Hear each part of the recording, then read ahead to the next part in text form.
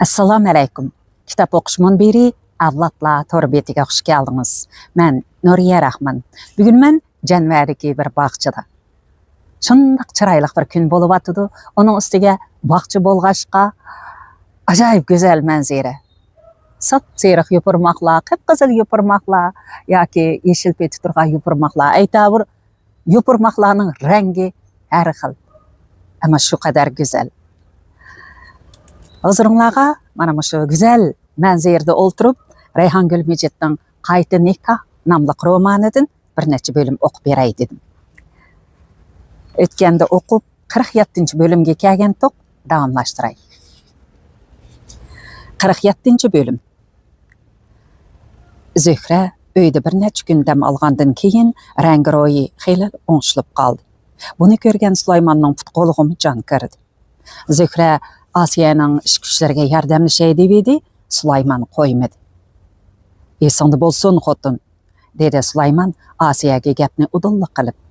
Bir necha kungacha Zuhraning uy ishini qilib atganligini ko'rib qoladigan bo'lsam, "Sana deydigan gapim bor jumu?"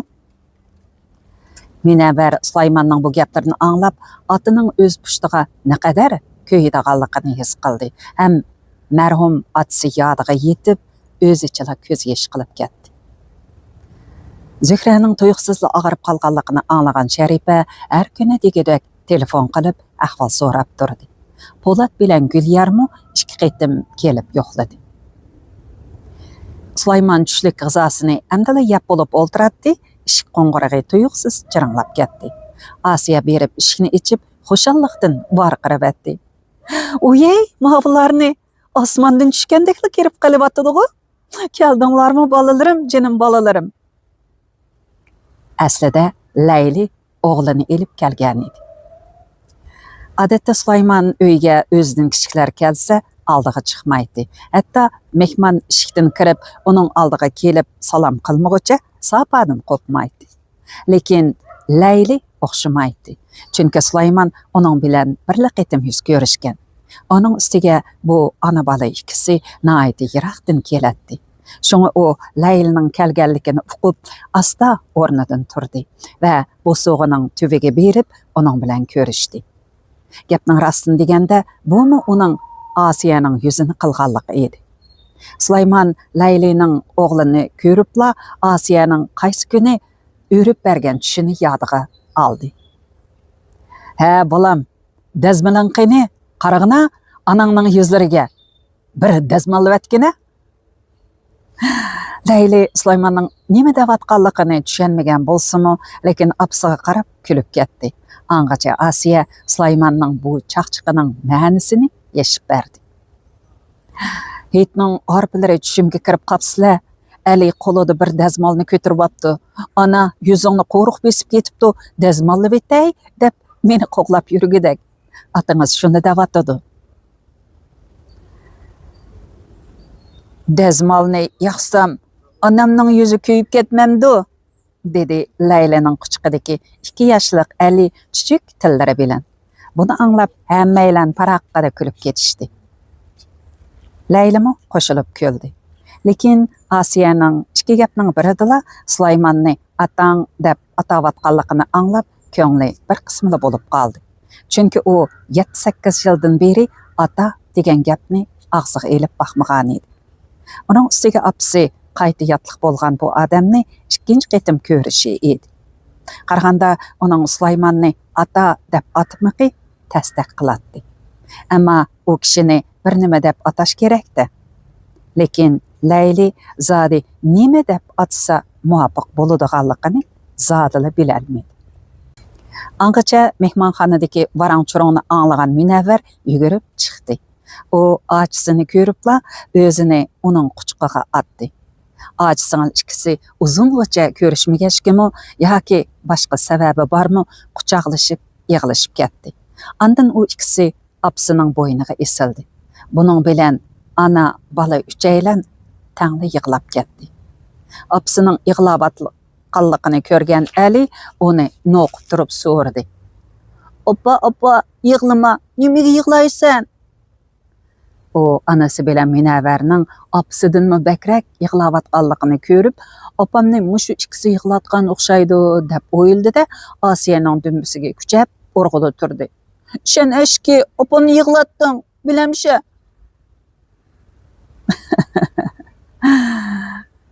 Sulayman ana bala üçünün muңlanıp yığılavatqanlığını görüp, sel oňaýsyzlandy da özüni çetke almakçı bolup Zöhräniň hojursyga kirdi. Zöhrä karawatda ýeneçe ýet kitap görüp atatdy. O Zöhräni Laýla bilen görüşüp kirişge däwet kıldy. Gaýry boýçy bolganda Zöhrä Laýladan çoň bolgandan keyin o Zöhräniň aldyga kirip salam kılış gerek edi. Lekin Zöhrä undaq zıgırlap ketadigan kızlardan emas. Onuň üstüge atsy çykyp görüşgen dawatdy. Ýani kelip Laýly ýakyn ýerden keladigan mehman bolmasa, şoňa Laýlynyň aldyga çykyp görüşse hiç nime bolmaýdy. Zöhrä atsyga qarap, külümsirep turup beşini laňşdy we ýastygynyň astydan äýnekini elip çaşlaryny tarady. O äýnekini jaýyga goýup, emdila karawatdan düşeý dep duruşyga Laýly kirip geldi. Bumu Asiýanyň akly edi. Zöhrä Laýly bilen kızgın salamlaşdy. Laýly apsydan Zöhräniň agyryp kalganlygyny anlagan edi. O Zöhräden huddy kon tanışlardak ahwal sorap ketdi. Opamdan anlasam saksyz bolup kapsyz, hazır kandarak duruwatsyz. Näriňiz agyrydy? Hyzmetleriňiz ýakşydy? Sulayman bilen Asiýa bu ikisiniň tünji qetim görüşipla bundak salamlaşyp ketip atganlygyny görüp, içide bäkmi hoşal bolup atatdy. Çünki ata-anasy gaýta nikahlangan ailedeki äň baş agartadigan işlarnyň däl balalardan çykdyganlygyny olar naýat obdan biletdi. Birdemden keyin Münevver sırtda işim bar dep çykyp ketdi. Asiýa bilen Laýly aşxanadaki tamak şeräside oldurup özleriniň muňaga düşüp ketdi. Sulayman televizor görmekçi bolup sapaga çökdi. Ayal ötmey Sulaymanyň agynasy Haşimdin Guljadan bir agynam kelip kaldy, bolsa sen mi kelsen muňdaşymyz dep telefon kelip kaldy. Şunda kılıp Sulaymanmy Asiýaga dep goýup çykyp ketdi. Zöhrä birdem kitap görüp yetip bekip edi, beş qaýgandak kaldy. Şoňa kitapny goýup gözlerini yumguniçe hyýal sürüp ýatdy. Zöhrä tuýuksuzla Asiýanyň goýa kızlarynyň gidek jaraňlyk we saz külke awazyny anlady. O muşu kemgiçe bu ögey apsynyň ondak içilip külüp bakkanlygyny anlamagan edi. Arlap Laýlynyň awazymy anlanyp duratdy. Zöhrä Laýly kızak geplerini kılıp apsyny küldürip atgan bolsa kerek dep oýlady. Zöhrä öz-özüge piçirledi. Hey apa digen kız balanyň gülistanyda. Häkime ayat çaglarda Zöhrä bilen äne aşundak künläp muňdaşatdy, külüşetdi. Häkime kitapxomar, jyk işlerini biledigan mezlum bolgaçka Zöhrä bilen muňdaşyp kalgan çaglarda gepi tügümeýdi. Ah Hoda, apsy bolsa nime degen ýakşy ha? Apsus. Apsy hayat balalar Zöhräniň hazırky tuýgularyny mäňgi düşenmeýdi. Ular ata-ana digen ebedi yıkılmaz yölek depli qaraydı. Ular pekat aşu tağdek yöleki tuyuksuzla gayip bolgan çağdıla Zöhräniň damaklary içip közleriga yaş geldi ve bunu küvüjüp sık bir neme tövenge qarap sırgyganda kaldı. O qoladaki yağlık bilen burnunu sürtüp edi, yağlık kıpkızıl kanga boyaldı. Zöhrä kanna toxtatmakçı bolup, qağas qol yağlıqının burjikini yirtip elip, burnuga tıkıp bakdı. Lekin qağas parçası ayal ötmey çılık kanga boyulup getdi.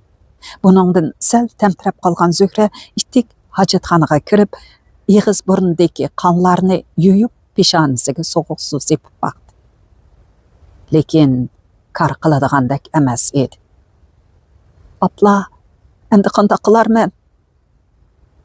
O bu işni Asiýaga dep bakmakçı boldy.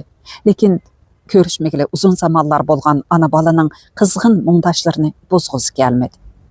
Sulaymon odatda yonfon tutmaydigan bo'lg'achqa, uning bilan aloqalashishmi mumkin emas edi. Zöhra alman-talman kiyinib, o'zi yolg'iz doktorxonaga keldi. Doktorlar bir amallar bilan qonni to'xtatgandan keyin Zöhraga: "Darhol bolnisi yeting, tekshirib bir nima demasak bo'lmaydi", dedi. "Ah, Xudo, endi qanday qilarman? Kimga mudarman?"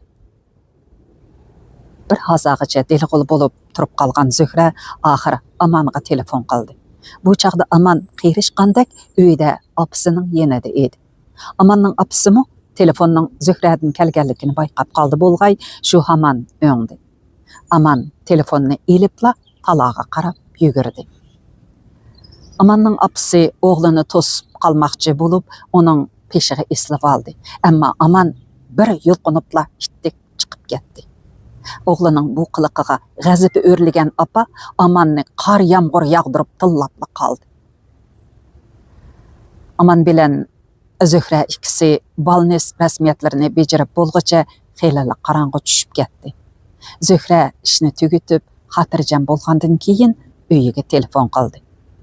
Asiya telefonni elibla varqirab etdi. "Uyey, Zöhramisiz? Voy, yotoqqa o'rinlashib bo'ldingizmi? Sizni tushdan keyin 20 kun izdidik. Bek ansirtib etdingiz." Bu gaplarni anglagan Sulaymon yugurib degadak berib, Asiyaning qo'lidagi telefonni oldi. "Voy, deb qo'yib borsang bo'lmamdi bolam? Sen uyda bo'lmassan. Men bo'lmag'anim bilan Asiya oilang bor emasmi?" Men Zöhra duduqlab turib qoldi. Zöhraning bolnisi yetib qolganiga 3 kun bo'ldi. Sulaymon har kuni nashtasini qilibla doktorxonaga berib, Zöhraning beshida kashkicha qarab o'tiradi. Zöhra ko'zini ochsa, uning bilan g'ung'ur paranglashadi. Qiziq gaplarni qilib berib, uning ko'nglini ko'taradi. Uxlab qolsa o'ltirib, gez ko'radi yoki koridorga chiqib, u yoqdan bu yoqqa mangadi. Tushlik g'izosini Zöhraning karbitida o'ltirib, uning bilan birga yeydi. Kashlik tomoqini Zöhra bilan birga yeb, ko'z bog'lanib qorong'i tushgandan keyin andin uyga qaytadi. Zöhra otasidan bakmi ta'sirlandi. Otasini malol qilib hardirib qo'yayotganligidan xijil bo'lib atgan Zöhra uni uyga baldiroq qaytib ketishga undab baqdi. Lekin Sulaymon zodala unamadi. Uning qizining holidan xabar elayotganligi uchun xo'shal ekanligi Zöhraga mehri bilan tikilgan ko'zlardan ma'lum edi.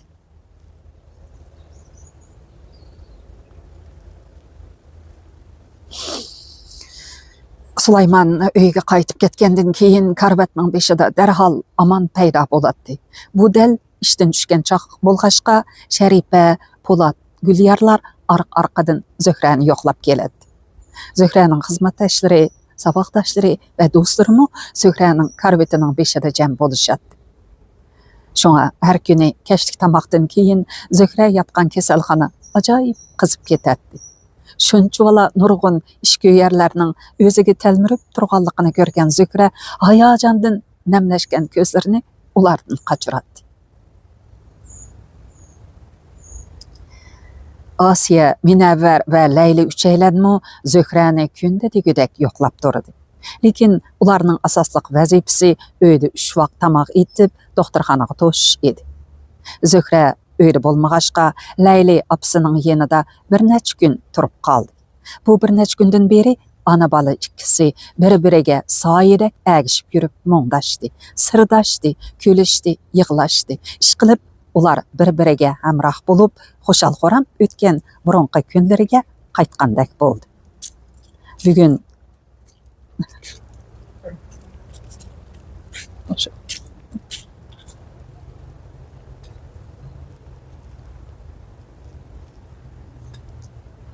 Bugun Sulaymon nashta qilib doktorxonaga minishdan ilgari Asiyaga tushda Zöhraga karabshida banshira tugib operanglar dedi. Sulaymon mangandan keyin Layli yanglarini turib qazon beshiga o'tdi. Apa, men xemir yuguray, sen qiyma et, dedi Layli Asiyaga. Ma'qul, bugun hunaringni bir ko'rib baqay. Asiya qiymini tayyorlab bo'lib, akilib, Layli yugurgan xemirni jilt qilib ochmoqchi bo'ldi. Lekin xemir nihoyatda bo'sh edi. O xemirdan bug'doydek uzib, talaga takkizib beqib, Laylining xemirni bakmi tuzsiz yugurib qo'yganligini bayqadi. Bunda xemirni jilti ichib tugmak bak tas edi. Tukkan taqdirda qozonga selib, qaynatgan hamon ezilib ketadi. Soat 11 ga taqab qalg'ashqa qaytadan xemir yugursa tushga ulgurmaydi. Qanday qilish kerak? Asiya xemirni suyqash qilib etmoqchi bo'ldi. Bu xemirni suyqash qilsak bo'larmi? deb so'radi Layli xijillik bilan. Üzüb tashlaymiz shu, dedi Asiya va xemirni aldirab pilt qildi. Ondan bir tal pomidorni to'g'rab, tayyorlangan qiymaga aralashtirib, qozonga tashladi. Qozondagi osh suyi ikki qaynagandan keyin piltini nefis besib, uni tirnoqdek üzib tashladi. Shunda qilib, yarim soatga qolmay bir qozon suyqash tayyor bo'ldi. Angacha Munavvar qaytib keldi. Asiya oshni ko'rig'i ustdi. Munavvar uni ilib doktorxonaga mangdi. Sulaymon bilan Zuhraning tushlik g'izosi tayyor bo'ldi. Endi Asiya bilan Layli qanday qilsa bo'lar?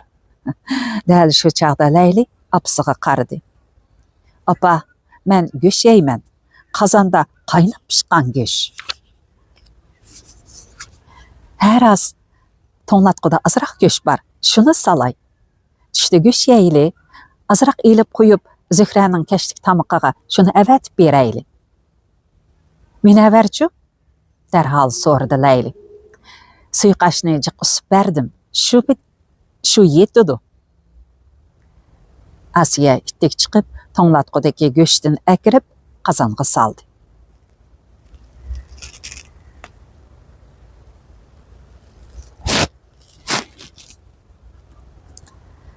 Soat 1dan oshqanlarda go'shtmi pishdi. Asiya ana bola ikkisi Ali bilan birga o'ltirib, go'shtni amdila bir tishlamdan yeb turishiga eshik qo'ng'irog'i besildi. Ali yugurib berib eshikni ochdi. Aslida Sharipa kelgan edi. Lekin u Alini tonimaydi. Sharipa 2 yoshlardagi bir o'g'il bolaning eshik ichayotganligini ko'rib, ang-tang bo'lib turib qoldi. Sharipa eg'iz ichib bo'lg'icha Ali Sharipadan so'radi. Siz kim o? Nim deb keldingiz? Sharipa shu chaqdala Alining kim ekanligini faraz qilib bo'ldi. Ham uning o'zini tonimaydiganligini biladi. Ammo Alining boyqi savoli uning judonini o'rlatdi. Asiya momang bormi? deb so'radi u Aliga ko'zlarini maqtak tikib turib. Onam bu oshxonada opam ikkisi go'sht yeyotdi. Sana yo'q, tugidi. Sharipa Aliga qarabmi qo'ymay, udul Zuhraning hujrasiga kirib ketdi. U kitob shkabidan 2 parcha kitob, kiyim shkabidan 1-2 qur kiyimni elib qo'lidagi sumkaga soldi. U chiqay deb turishiga Asiya kirib keldi. Asiya boya Sharipaning o'zlariga qarabmi qo'ymay, udul kirib ketganligini ko'rib, sal qo'rsqi ko'pgan edi. Lekin u Sharipaning bu mijoziga ko'nik bo'lg'achqa, uningga qarab kulimsiradi. Uyey, siz kensizda eshik qo'ng'irog'i jiringlab ketdi, keyin Ali eshikni ichib biri bilan paranglashganda qilib edi, kimkin debdi men texi. U Sharipaning qo'lidagi sumkaga qarab qo'ydi. Zuhra qizning ish kiyimlarini olib beray debsizda?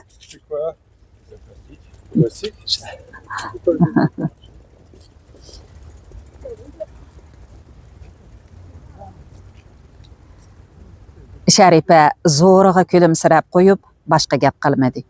Asiya Sharipaning zodi qandoq mijozlik mazlum ekanligini bilib oldi. Uning nazarida qo'rsqida nima bo'lsa shuni hopila-shapila davitib qarab o'ltiradigan bundoq odamning chiroyi ichilib qolamdi, turilib ketamdi, o'ng gap qilamdi, ta'tir gap qilamdi, parvo qilmaslik kerak. Navada bekrak oshirvat kerak bo'lsa, bir eg'iz gapining sopiqidan tutib elib, adabini berib qo'ysa, shu hamon chalmisi so'g'i tushadi. Hazırlamagamsiz, Zühre'ge salam dep koyun, dedi Asiye Şeripe'ge ve ittik berip onunğa işik geçip berdi. Şeripe işik tüvüge berip bolup, ittik arkaga buruldu. Oy rast, Zühre'nin çay kutusunu unutup kalgılı tas kaptımın. O aşxanaga yugurip digirek kirdi. Leyli aşxanada so'nggi gajılap oltiratdi. Şire'nin üstüde gajap tashlab etgan so'ngaklar turatdi. O'tirdiki tabaqda yana bir parcha go'sht bar edi. Şeripe'nin ko'ngliga shu hamon shundoq xiyollar kechdi. Nimancha ko'zi kichik xotinlar bu? O'zlari bu yerda go'sht yeb o'tiribdi, Zühre'ge itib avatgini bir ko'ri suyiqash. Ay, nomussizlar. Şeripe'nin chiroyi ash-bash degicha o'ngdi. U Layliga alayib qarab qo'yib salommi qilmadi.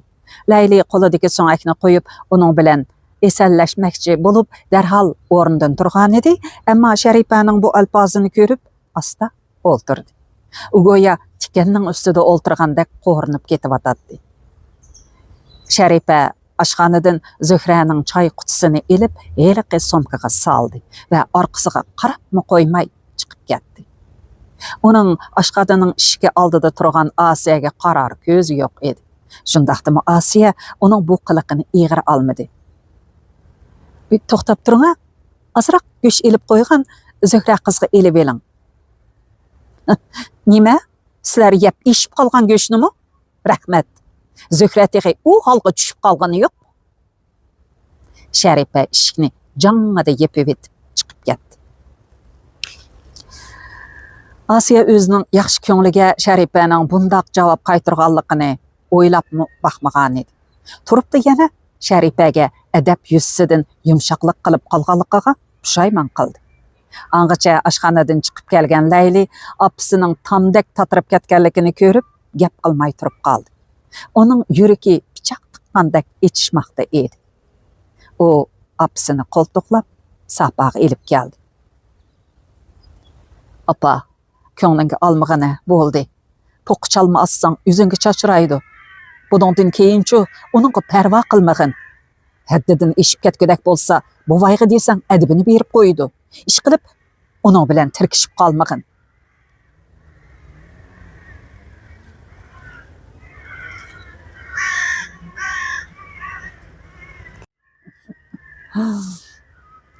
Asiya sapada uzungacha gap qilmay o'ltirdi. Layli uning yeniga kelib o'ltirdi. Apa, seni pat-pat yo'qlab turolmaganimga bekmi pushaymon qilyapman. Bundaq yashayotganinglarni o'ylabmi baxmabdi ekanman? Asiya beshini chayqadi. Undaq emas, balam. Boshqacha o'ylab qolmag'in. Avu odam menga bek yaxshi qaraydi.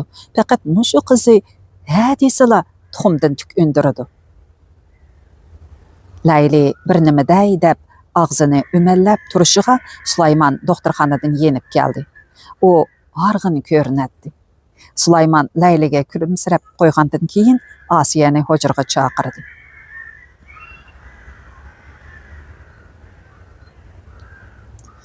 Boy Şeripe uyga bir nima olg'ili kelganda biror ish bo'lmagandu. Qandaq deyla? O o'ngsili yo'q qaytib beribdi. Nima bo'ldi deb so'rasam, degili u nimadi? Uyda biror g'ish-g'ish chiqib qolmag'iydi deb yuragim suv. Uning sizmi Zühre'ning kesiliga texchi aniq bir nim deyolmayotdi. Ish qilib, ko'nglimning aromi yo'q. Shunga sen diqqat qilgin. Bolalardan o'tib ketsimi, tishingni tishla. Uqdingmi? Uqdim, dedi Asiya darhol. Ammo ichida azoblanib ketayotdi. Layli mehmonxonada qolgan edi. Undaq chaqda xotin ikkisi ayrim kirib elib, uzungacha qusuldashib ketsa, Laylini boshqacha tushunib qolarmikin deb o'ylagan Asiya chiqib ketmoqchi bo'lib, o'rnidan turdi. Sulaymon uni belikidan tutdi. Bugun rostila biror ish bo'lmadimi? Xotirjam bo'lsalar, hech ish bo'lgani yo'q. Asiya Sulaymonning ko'zlariga kulimsirab qaradi.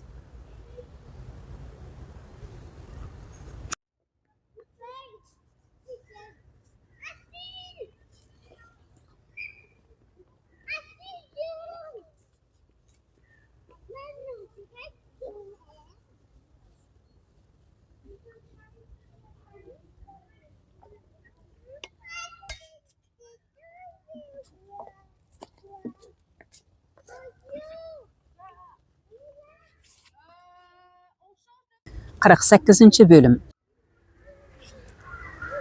Әсі Ләйлі қайтмақчы болып, доқтырханыға Зөһрә белән қошлашқылы барды. Улары кеселханада Зөһрә белән параңлашып отырса, Шәрипәнең оғлы Мәрдан кіріп келді. О Зөһрәгә түштен кейін Қарымайға футбол мұсабақасыға қатнашқылы бардығанлығын, bu yerdə 10 minut отырыпла меңішнің таярлықыны қылыдығанлығын деп берді.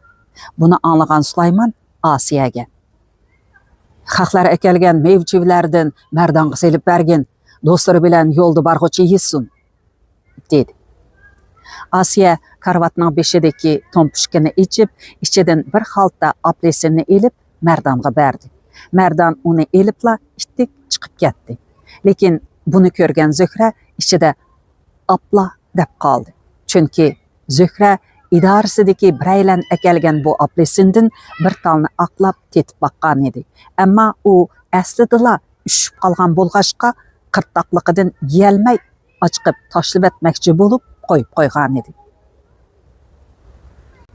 Asiya aylam bunu uqmayla Mərdanğa götürtüp koydu da, "Isıt" dep oyladı Zöhrə. "Hay boldula, demeyli koyay." Birdemden keyin Leylimu mağmaqçı boldu. O doktorxanadan udulla bekatga chiqmoqchi boldi. Asiya yana eliq tompushkadan bir necha xalta mevini elib, "Ali yolda barg'icha yesin" deb Layliga tutqizdi. Zöhrə bunun banan, mandarin, maymun şaptul degandek esil mevalar ekanligini biletdi. Ali xaltadagi bananni ko'ribla, "Oxlab bagin yeyman" deb qo'lini uzatdi. Layli uning qo'liga urib qo'ydi. "Hay, bo'ldi qil. Avtobusga chiqqanda oxlab beray ya." Asiya Laylini uzatib chiqib ketdi. Kasalxonada Sulayman bilan Zöhrə ikkisi qoldi.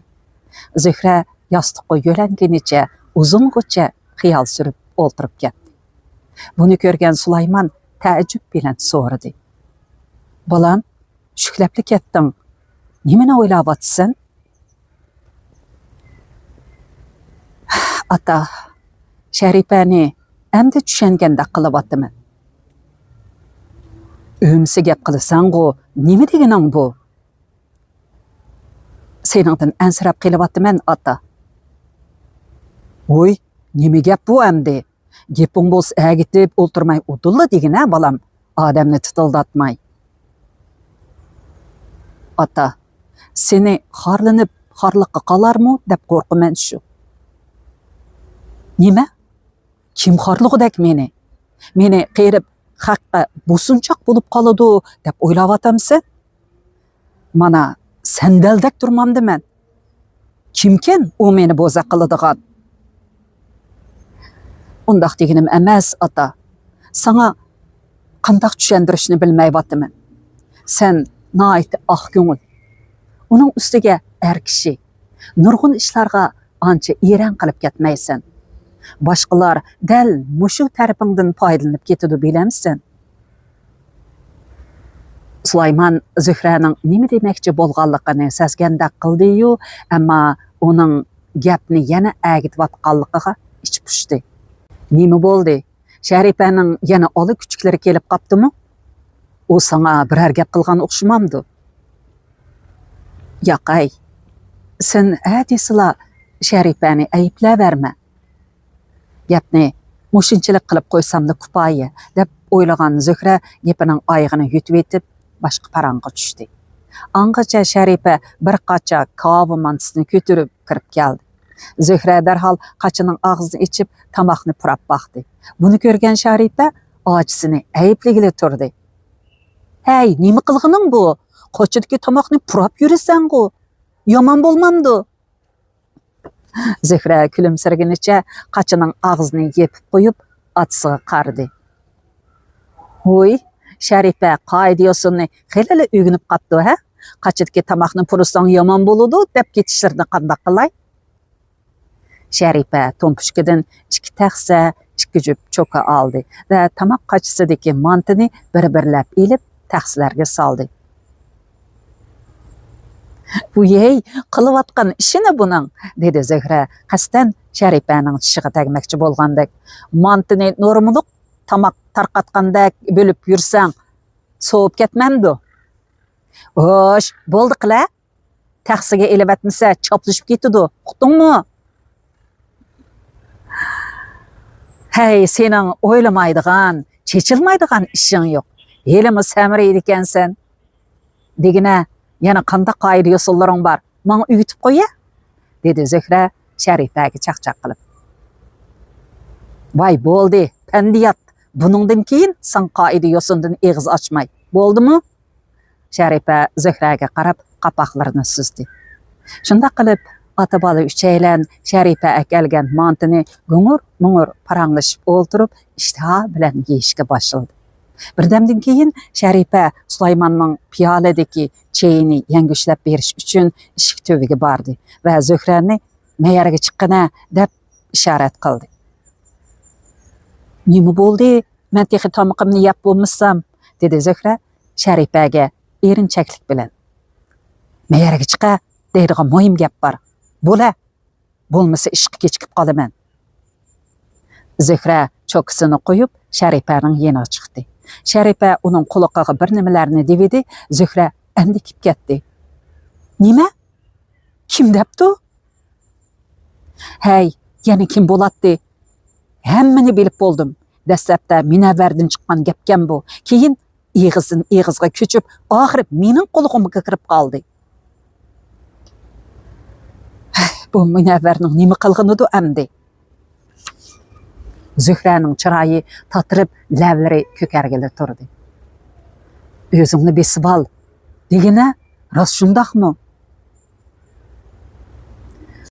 Menga ishonmamsan? Men shundaq odamlardanmi? Dedi Zuhra unliq qilib. Sulaymon ikki qizining bir nimalarni deb to'lishayotganligini anglab, u ikkisini yeniga chaqirdi va Zuhraning chiroyining o'ngib ketganligini ko'rib, ko'ngli bir ishni to'ygandek qildi. Aylan kasal tursa, sirtqa qishqirib ochqib bir nimalarni davatsin. Sovuq tegib qolmamdi, dedi Sulaymon Sharipadan norozi bo'lib. Zodi koridorga chiqib deyishmasi bo'lmaydigan qandaq ishdi u? Zuhra karvatada gap so'z qilmay o'ltirib ketdi va birdamdan keyin asta yotqanga kirib yotdi. Buni ko'rgan Sulaymon Sharipaning Zuhraga jiniga takkudak biror gap qilganligini bayqadi.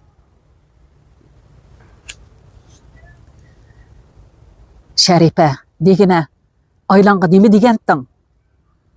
Deb so'rdi Sulaymon qo'lidagi cho'kini qo'yib. Hech nima? Bir nima demagan bo'lsang, tuyuqsiz demi ichiga tushib ketamdi buning. Sharipa yana gap qilmadi. Buni ko'rgan Sulaymon achchig'ida varqirdi. Hey, sen hamma ishdan putoq chiqarib, gap deb turmasan, ishing tushib qolamdi? Mang, ishingga bor. O'ng'aysizlanib, yig'lab etayli deb qolgan Sharipa asta o'rnidan turib chiqib ketdi.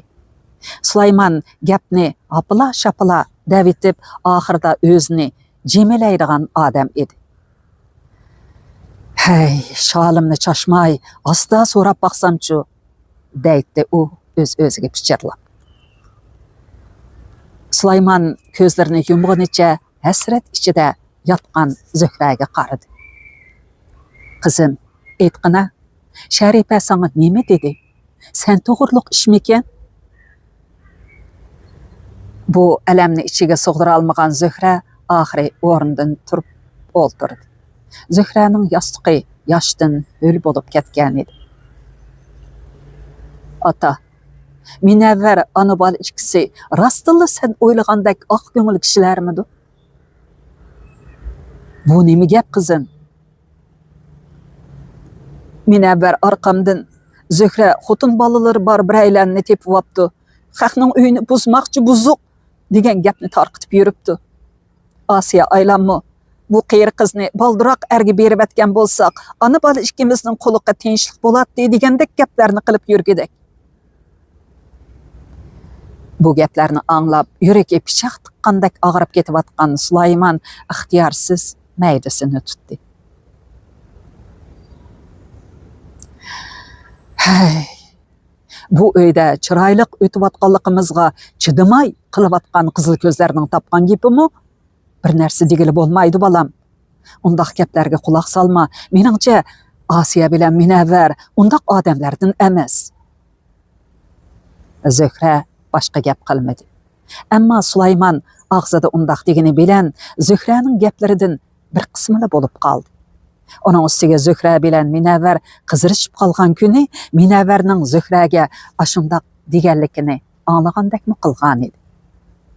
Shundaq Sulaymon bu gapni Munavvardan aniq so'rab baxmoqchi bo'ldi.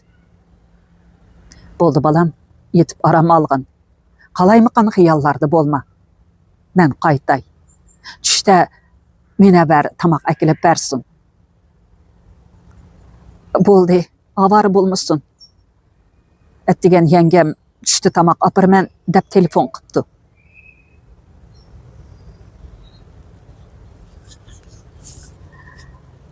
Yana bir bölümni o'qiy. 49-bölüm. Sharifa doktorxonadan chiqib, udul idorasi tarafga qarab mangdi. Otasining boyiqi g'azablik chiroyi Sharifaning ko'z oldiga kelib elib, uni tinimsiz azoblaydi. Sharifa og'rib yotgan ojisini oymagan bo'lsa, otasiga deydiganni deb oq qorini ayragan bo'lar edi. Sharifa ishxonasiga kirgandan keyinmi xeylig'icha qo'li ishqa bormadi. Otasining texi uyga yetib bormaganligini jazm qilgan Sharifa cho'ng uyga telefon qildi. Telefonni dal Osiya oldi. Osiya telefondan Sharifaning uyini anglab turib qoldi. Chunki oldingi kuni bo'lgan ish uning yodida edi. Otam kelmadimi? Yo'q, texi kelmadi-ku.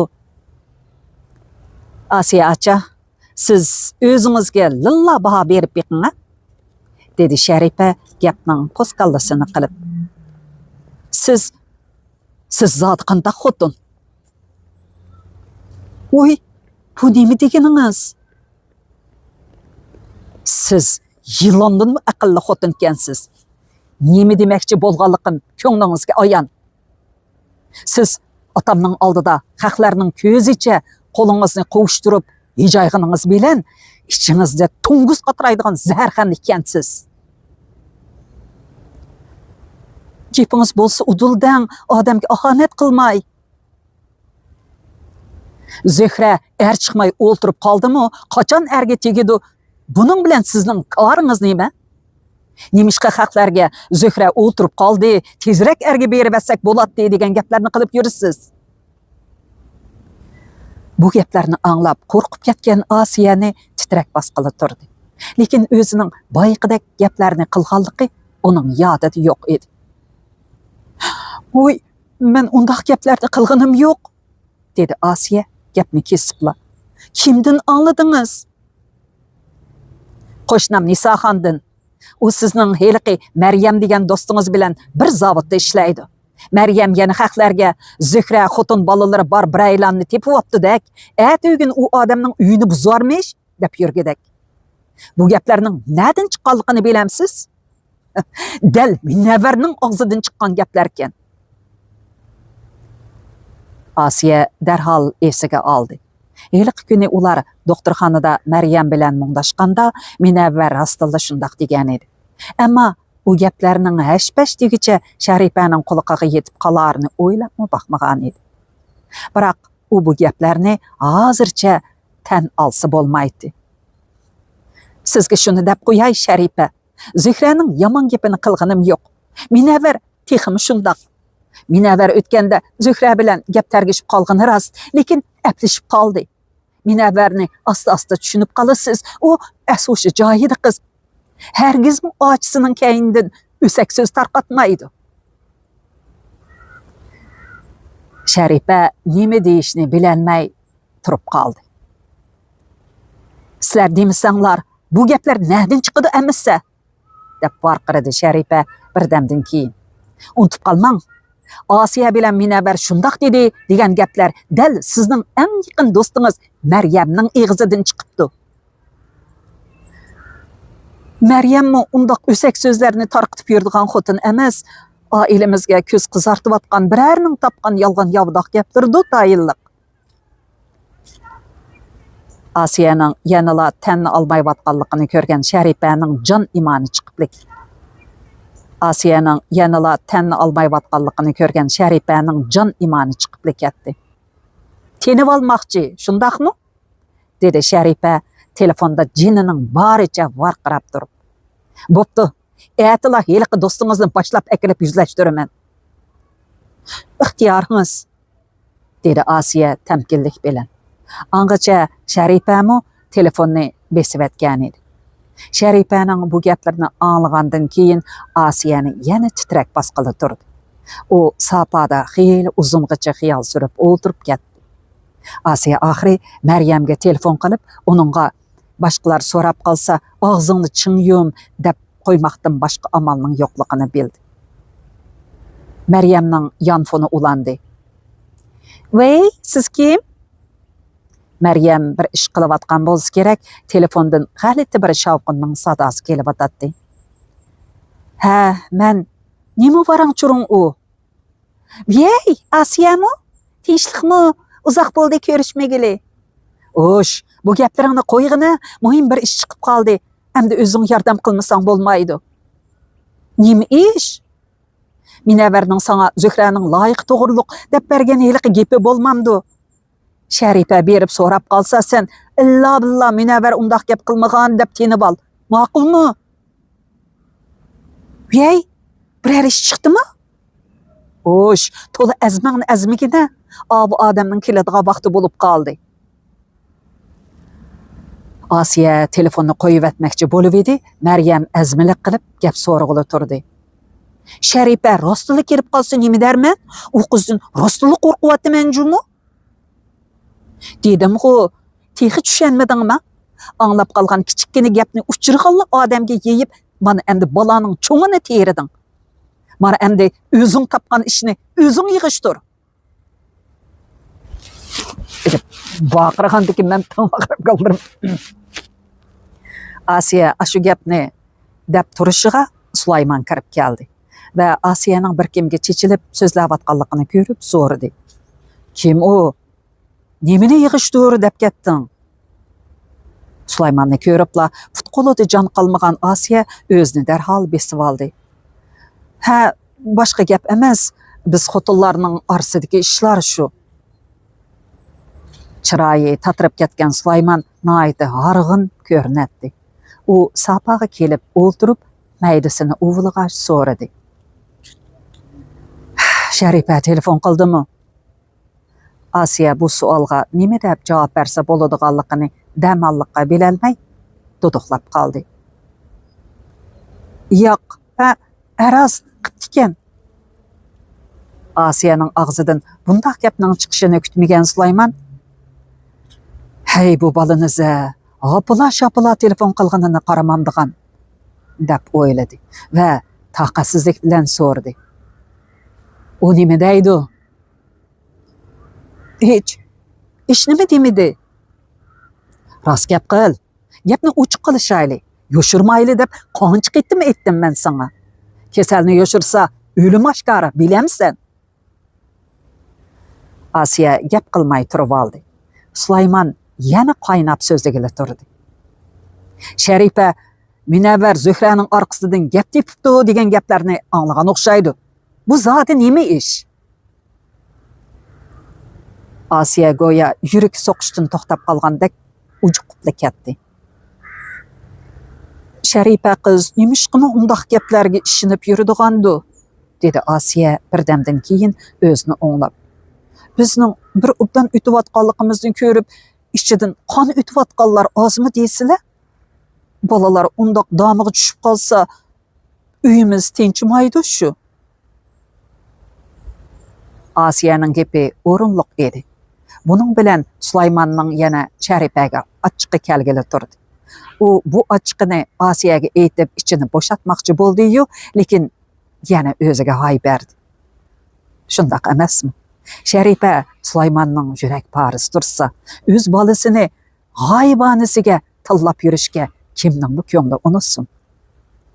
Sulaymonning gap qilmay turib qolganligini ko'rgan Asiya boyqi gaplarining joyida bo'lganligini pamladi. Haq nima desa desin, dedi Asiya Sulaymonning qo'llarini tutib turib. Biz ishonmayli. Shuning bilan undaqlarning og'zi etiladi. Balalarga deyli. Buningdan keyin ular undaq gaplarni anglagan hamon udul kelib menga desin. Sizlar ochiq ko'tarolmaylar. Asiya Sulaymonni yo'lab hujrasiga akirdi va Sulaymon karvatga chiqib suvni aylanib yotgandan keyin uningga bir stakan sut akirib berdi. Asiya tomoq tutish qilay deb oshxonaga amdi kirishiga Minavvar ishdan yenib keldi. Asiya sabzi qiravatgan pichoqni olman-talman qo'ydi-da, partuqini elib etishga ulgurmay Minavvarning hujrasiga yugurib kirdi va paltosini silib shkafga esayotgan Minavvarni bulonga tortdi. "Hey, sendan so'rab boqay, Maryamga nima deding?" "Uy, nima debdi ben? Qachon?" "Qachonligini men dedim bilay. Yaqindan beri uni ko'rganmiding?" Minavvar birdan o'ylanib turib qoldi. "Ha rost, 2 haftaning oldida uni uchirtib kelib ikkimiz birdan paranglashgandik. Buni senga deb bergandim-ku?" "Shu kuni uningga nimalarni deganding? Zuhra to'g'riliq birdan deganmiding?" "Hech nima demagan, shu Maryam opash u qiz bakmo jimg'urkan devidi, men turib patroq yotliq bo'lib chiqib ketsa, men bu uyda ozod bo'lib qoladim deb qo'ygandim shu.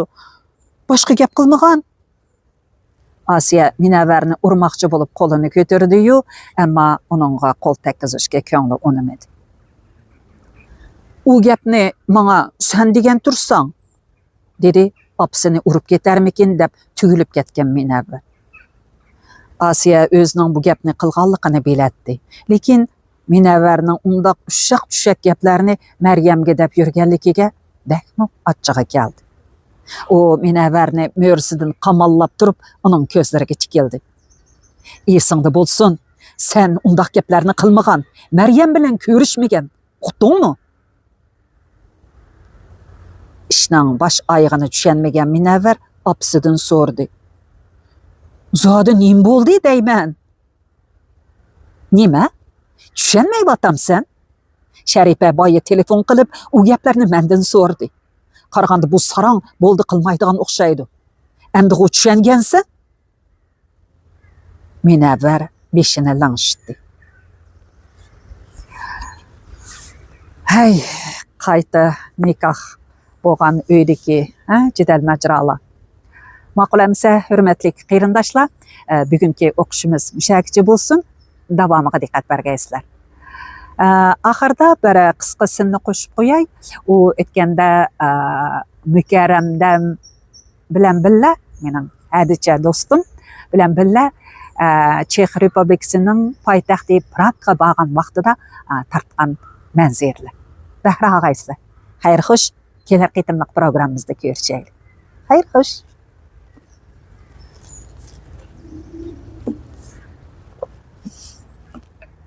Allah.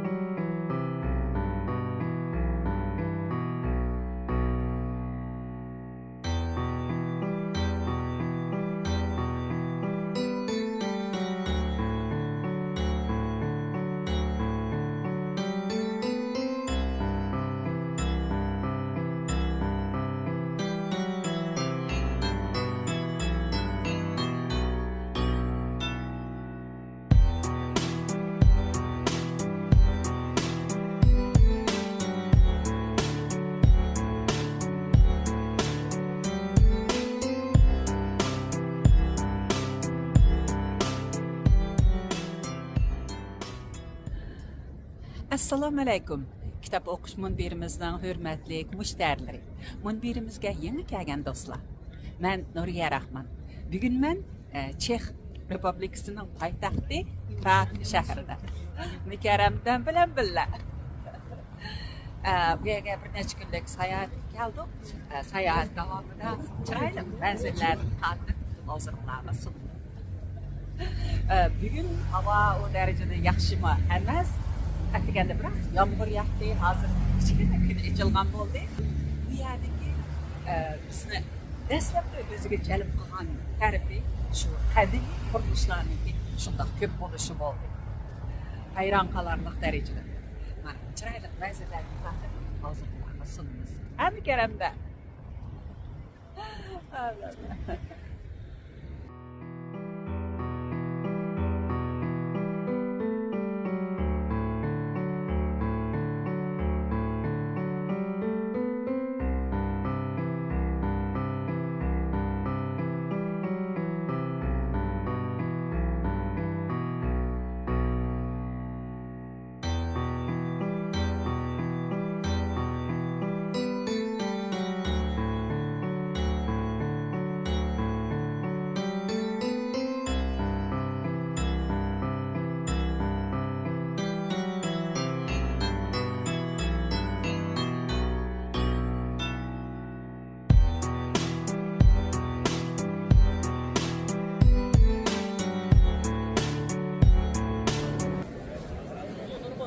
Biz hazır Prag ordusu degan yerda. Bu 9 asrda qurilgan ordu ekan. Keyin bu shu ordudan çok çelikal şeylere kirib, faylanib,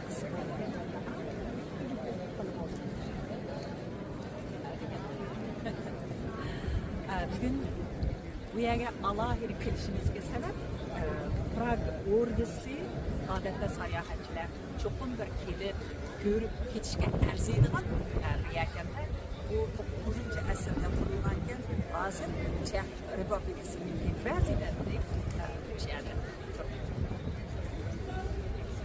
Rahmatlardan kerakda.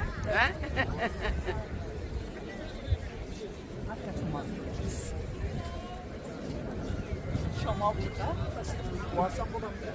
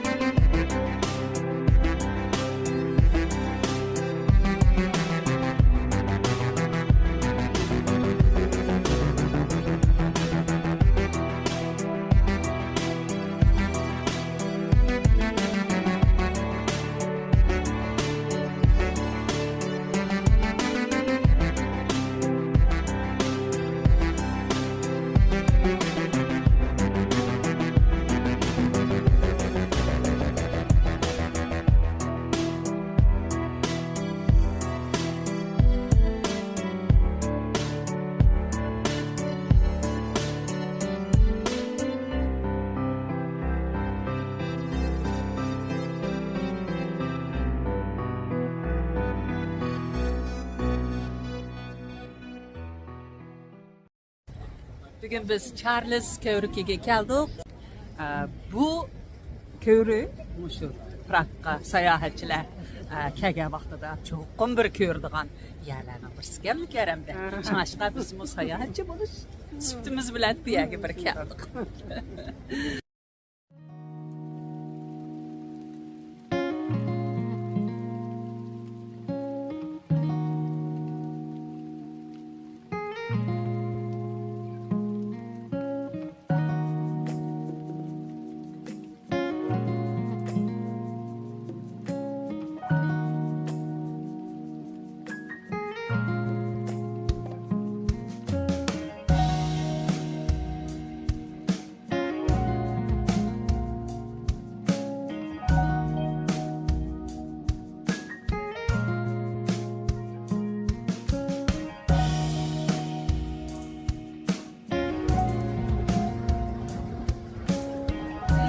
Prag'daki Charles Kövrüki'de Kerem'den bilen aynı. Seher çıqqanlığımız için o derecede köp adam.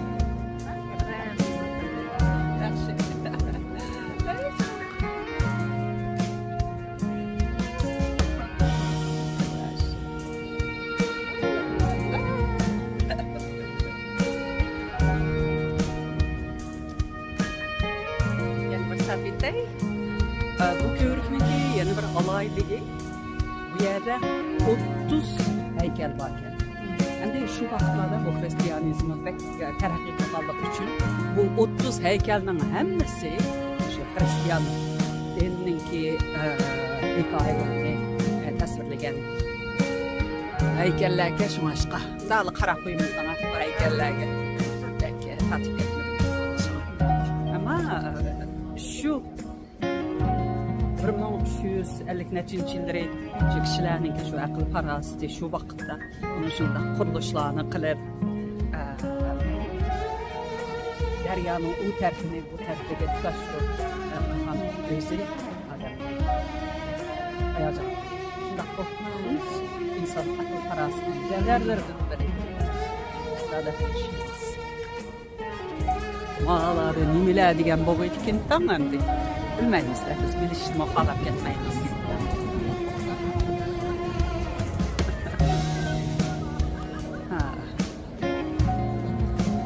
Kuruluşları belki eğlendik.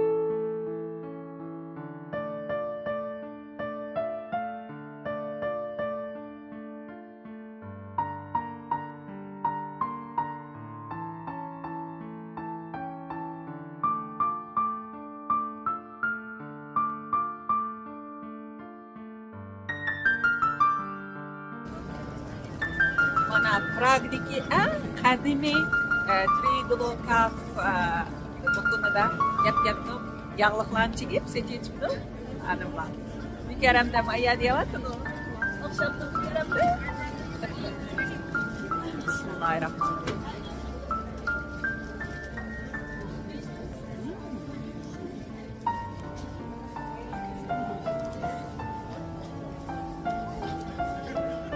Şu kavak bulduk ya bana.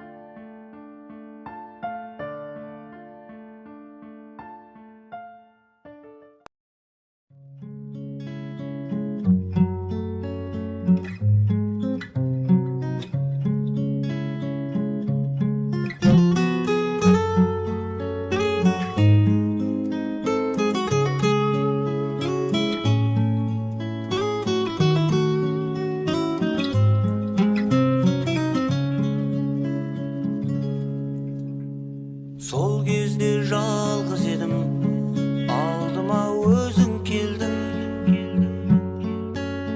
Жас толы көзіңменен сүйгенім өзің дедің.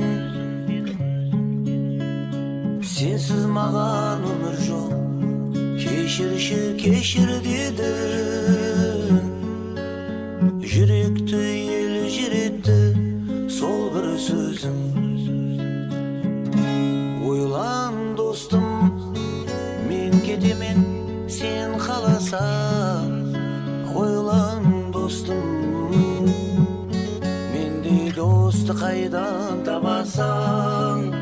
Ойлан достым, тек сен үшін сені дедім. Ойлан достым, соңынан өзің жанасаң. Ойлан достым, соңынан өзің жанасаң.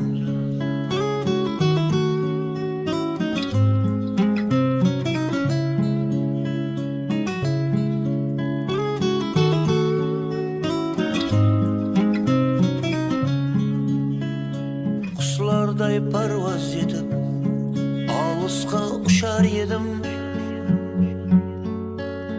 Ұшырасып айлы түнде беліңнен құшар едім. Мұхаббат жұлдызларын санасып сырласқанда, жұлдызымды тапқанға ұсар едім. Ойлан достым, мен кетемен, сен қаласаң. Ойлан достым, мендей досты қайдан табасаң. Ойлан достым, тек сен үшін сені дедім. Ойлан достым, соңынан өзің жанасаң. Ойлан достым, соңынан өзің жанасаң. Kappa bahçesi.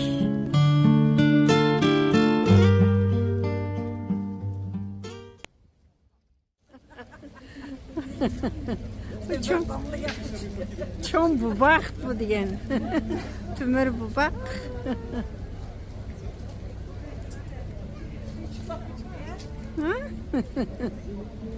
İyi, besbetül koyman yine.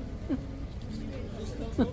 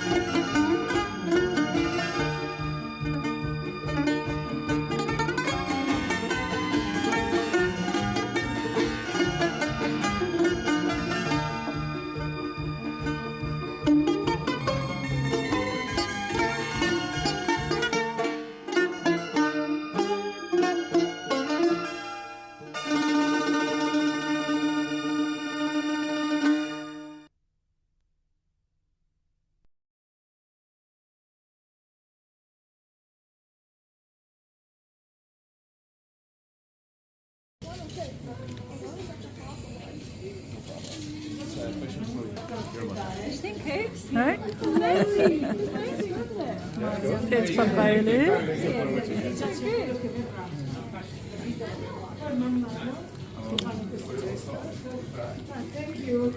Issiq gana.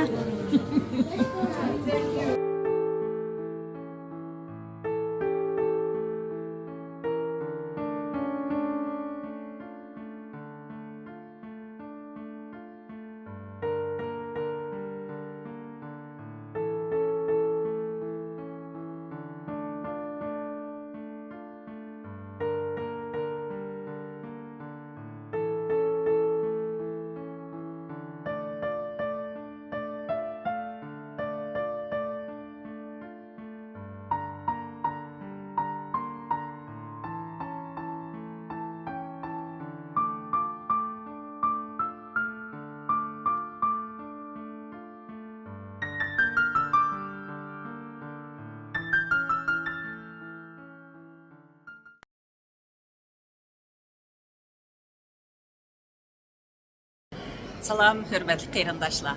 Bugün biz Prag Dövlətlik Muzeyxanasıga keldik. Bu muzeyxanaga kirgandan keyinla vah, ajoyib bir xil kayfiyatga keldik. Haqiqatan vaqt tegizib o'tdi ekan. Ajoyib haybatli ekan. Sirtda biroz yomg'ir yog'yapti. Havo sovuq. Xeyli uzun vaqt o'chirib turib kirdik. Haqiqatan arziydi ekan. Biroz aylanaylik birlikda.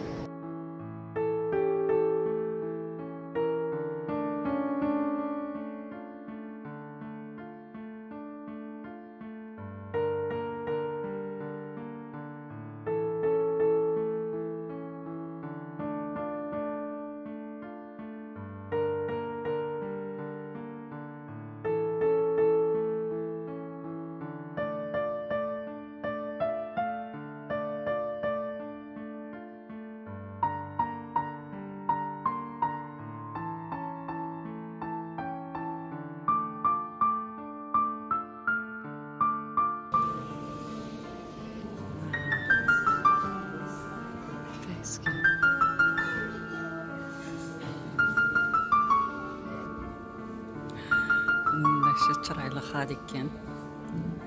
Bu şəxsiylə iqtidarçılığıdakı bu xadiklər eyni vaxtda şu baylarının cəmiyyətdəki ornunu belgiləydiğən mühim belgilərdən kənddir.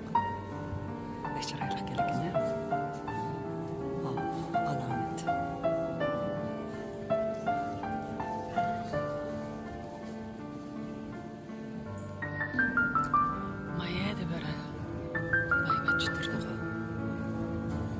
Kim bunlar?